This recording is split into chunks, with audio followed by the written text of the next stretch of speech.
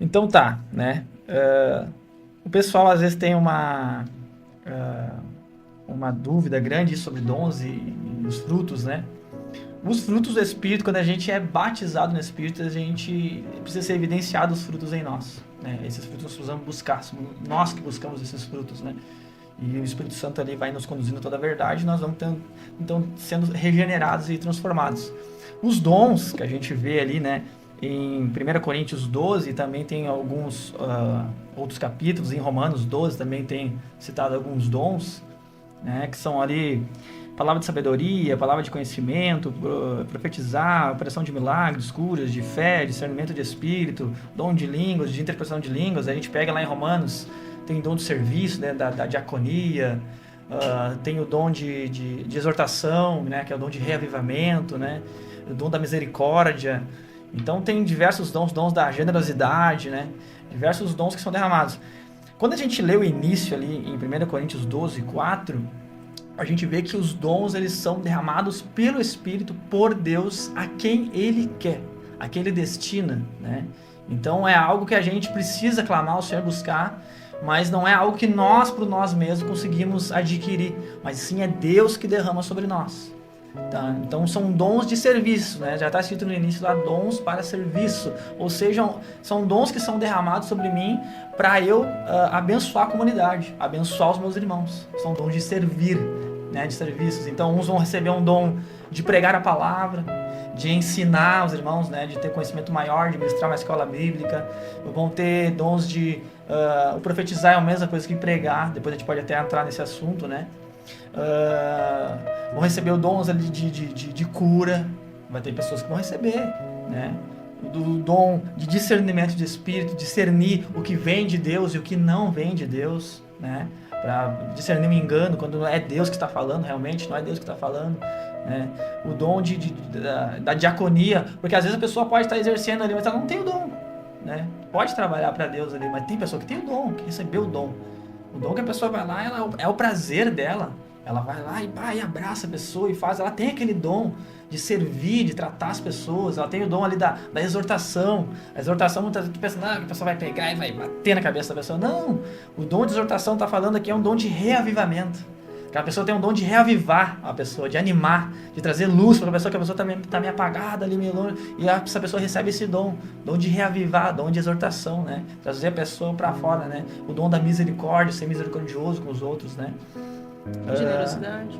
E o dom da generosidade também, né? Tem pessoas que são generosas, é abençoar os irmãos, abençoar a casa de Deus, né? Tem pessoas que recebem esse dom, né? De fazer a mais, né? Tem a pessoa que ela tá ali, ela faz parte da comunidade, ela ajuda, ela entrega o dízimo, ela oferta e tudo mais, né? Isso é um dever do cristão, né? De nós cristãos é um dever de abençoar os nossos irmãos, abençoar aquele que não, né? A viúva, o órfão ali. Então, e abençoar a casa de Deus para manter o local ali onde nós estamos nos encontrando, né? Para receber a palavra, de estar ali em comunhão, né? Tem vários grupos na igreja lá.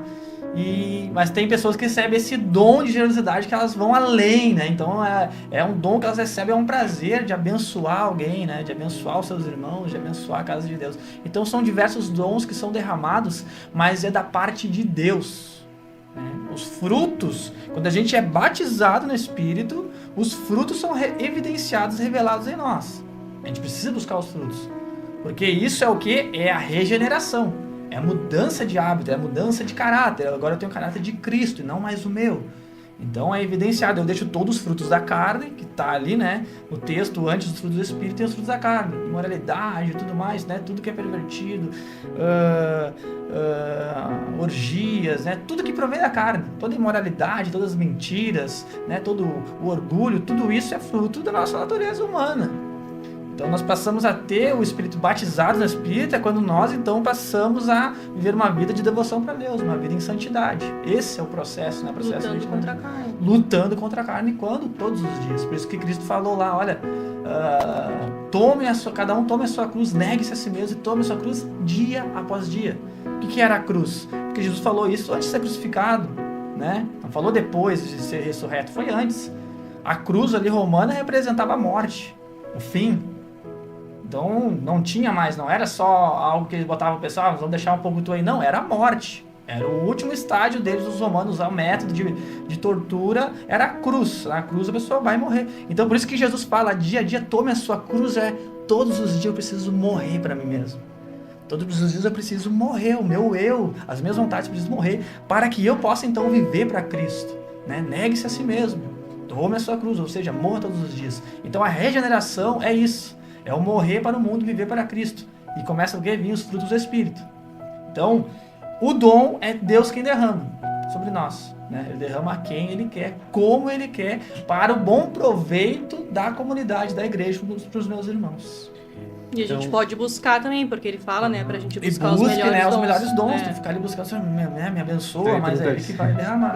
Mas o me abençoa me abençoa para que eu possa abençoar, porque para que eu possa abençoar os meus irmãos, e não para minha glória. Exatamente. Tá entendendo? Como é que eu sei o dom que eu tenho? Como é que uma pessoa descobre, assim, ou Às é vezes diferente? alguém vai te dizer. Às vezes, tu tem o dom, hein? Isso é muito tremendo, né? Que às vezes ali tu é uma pessoa que tu lê a palavra, tu tá falando com uma pessoa assim, ou falou outra vez, e quando ele começa a queimar dentro de ti. Tu começa a queimar, tu começa a perceber que tu é um cara que se aprofunda na escritura. Vamos dizer que tu recebe o dom de profetizar, que é o dom do ensino da palavra, né? Dom de pregar. Tu se debruça por cima da palavra, tu estuda, e vai chegar alguém... Consegue entender e consegue explicar. Isso o doutor Martin Lloyd Jones, que eu tava falando, né? Pregação e Pregadores, ele falou, mas como é que eu sei que eu recebi esse dom de pregar, de anunciar, de profetizar? Daí ele falou, isso queima dentro de ti, e alguém, em algum momento, Deus vai usar alguém pra vir, tu é um jovem, mas olha, quando tu fala, tu tem algo diferente. Eu acho que tu deveria ser um pregador, sabe? Sabe, às vezes eu chego uma pessoa assim, eu acho que tu deveria fazer. Isso é Deus falando, tá sobre ti, desenvolve o que eu te dei, sabe? Então, isso queima nosso coração e Deus fala com a gente. E também aquilo que tu mais se identifica, né? Senhor, eu me identifico muito nessa área, vai orar, Deus me dá dons, porque ele diz pra gente pedir, né? Busquem os melhores dons, então tu também vai se identificar, tu vai ter prazer em fazer aquilo que o Senhor tá te dando pra fazer, né? Também essa é uma evidência. Não vai fazer por obrigação, sou obrigada a fazer. Tu vai fazer porque tu ama e porque tu entende a importância, né, de estar fazendo aquilo, mesmo que às vezes tu não queira fazer. Às vezes a pessoa não tá com vontade de ler a Bíblia, não tá com vontade de estudar, não tá com vontade de ser escalado pra alguma coisa, mas tu entende que tu foi chamado pra isso e que tu faz além do teu ânimo, porque a gente não vive de ânimo, né, a gente vive pela palavra de Deus. Então essa também é uma evidência. São diversos dons que são derramados, né? Mas uma vez eu preguei, né, sobre o dom do discernimento de espírito, que é um dos maiores dons, cara. Eu acho que hoje, assim, nesse tempo, assim, né, o discernimento de espírito, assim, que eu tenho pedido para Deus, sabe? Porque para discernir o que vem de Deus e o que não vem de Deus, sabe? Quando vê Paulo ali, tá lá em Filipos, lá na ilha, junto com Silas, né? Paulo e Silas estão ali pregando o evangelho. E tem uma mulher lá que tinha espírito de adivinhação, né? Começa ali, esses são homens de Deus, esses são homens de Deus. E ela fica por dias incomodando eles ali, esses são homens de Deus. E daí vem ali, um dia, Paulo se irrita, expulsa aquele demônio dela. E ela perde o dom de adivinhação, e os caras daquela região ganhavam dinheiro com aquela adivinhação. E cara, o que aquela mulher estava falando era verdade, não era mentira o que ela estava falando. Eles eram homens de Deus. Só que o que ela estava falando não vinha de Deus, vinha do diabo. Entendeu? Então Paulo tinha o quê? Discernimento de espírito. Porque o diabo conhece a palavra, cara. Né? Jesus foi tentado no deserto com a palavra. É tipo, o que era o discernimento de Paulo ali? Ela tava falando coisas pra agradar os ouvidos deles, né? Tipo isso. Era Na verdade, isso, uma tentação interna. Eles estavam, tipo, se escondendo, né? Na cidade, eles estavam, tipo, não queriam ser vistos ali naquele momento. Na verdade, porque sempre era assim, né? Era meio que escondido. Ali, e aí ela começou a gritar, eles são homens de Deus, Deus, são homens de Deus. E aí Paulo, não, cala a boca, diabo, sabe? Sim. E ele sabia que não era uma proclamação pra glória de Deus, dizendo que eles são homens de Deus porque Deus está aqui, não. Ela queria era ferrar mesmo, sabe? E era o próprio diabo que estava agindo na vida dela. O diabo dela, né? Porque eu já vi uma palavra faz um tempo já que o pregador disse assim, que a tentação dos dons, né? E aí ele dá o exemplo de Jesus no deserto, de transformar as pedras em pães. Jesus, ele tinha o poder para fazer isso. Porque 3 capítulos à frente ali, ele multiplicou o pão, né?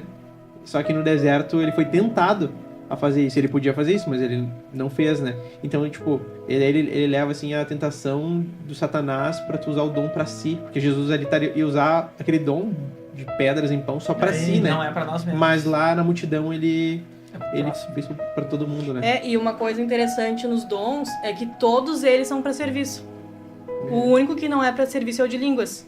Porque o de línguas ele edifica a nós mesmos, mas os outros todos é pra serviço. Não tem nenhum ali que vai, esse dom eu tenho e ele vai me edificar. Não, o único é o de línguas, que tu ora lá em E secreto. até essa parte aí. E tu é edificado pra tu poder ajudar os outros. Mas os outros ali é tudo pra servir. Não tem nenhum dom pra autopromoção ou autoedificação. É tudo pra servir, né? E o dom de línguas, né? Até que até muitas congregações, até movimentos aí usam ali que a pessoa é batizada no Espírito e ela é obrigada a falar em línguas. Mas A Bíblia não diz isso. a Bíblia não diz isso, né? Porque o dom é derramado sobre quem Deus quer. Então não vai ser derramado sobre todos. Tu pode ter o dom de línguas e eu não posso ter, né? Tu pode ter o dom de línguas e mais de interpretação, ou outro irmão tem o dom de interpretar as línguas. Então o batismo ali não é uma evidência, não é tu tem um dom, então isso vai evidenciar que tu é batizado no Espírito. Não, o batismo no Espírito é os frutos. Os frutos em nós. Pelos frutos conhece a árvore, né? Então, esse dom de línguas ali, ele é para nossa edificação. Até que a gente vê mais para frente ali em 1 Coríntios 14, né? Que muitos ali estavam escandalizando, banalizando ali, porque estavam ouvindo o pessoal e estavam falando em línguas o culto inteiro. E ninguém tem entendimento, cara. Ninguém tinha entendimento, porque não tinha quem interpretasse, ficava só naquilo ali. E Paulo fala ali, né, 1 Coríntios 14 ali, olha, eu prefiro na comunidade, para todos, falar 5 palavras em português do que 10.000 em outras línguas.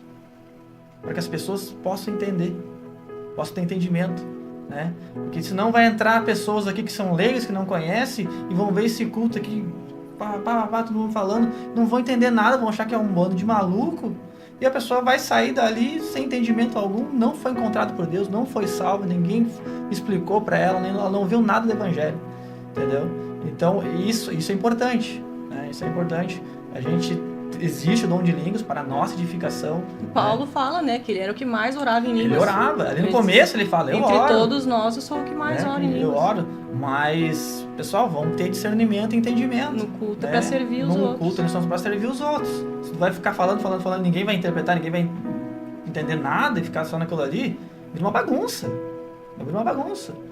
Então, leia a palavra, profetiza a escritura, a palavra, para que haja entendimento, né? Se o irmãozinho lá tá orando, beleza, mas quem tá ali regendo o culto, né? Tipo, pegar o microfone e ele tá falando isso, né? Quem tá regendo o culto, não fique ali, né, falando em línguas, cara. Entra na porta do teu quarto e ora, então. Mas ali, cara, ministra a palavra, a escritura. Isso é, porque nós precisamos sempre edificar a igreja. Se o línguas é para me edificar, tô falando ali pra quê? Tô edificando quem na igreja? Ninguém. Entendeu? Então, esse é o único dom que é pra nossa edificação, né? Os outros é para edificar a igreja, né? Para servir a igreja.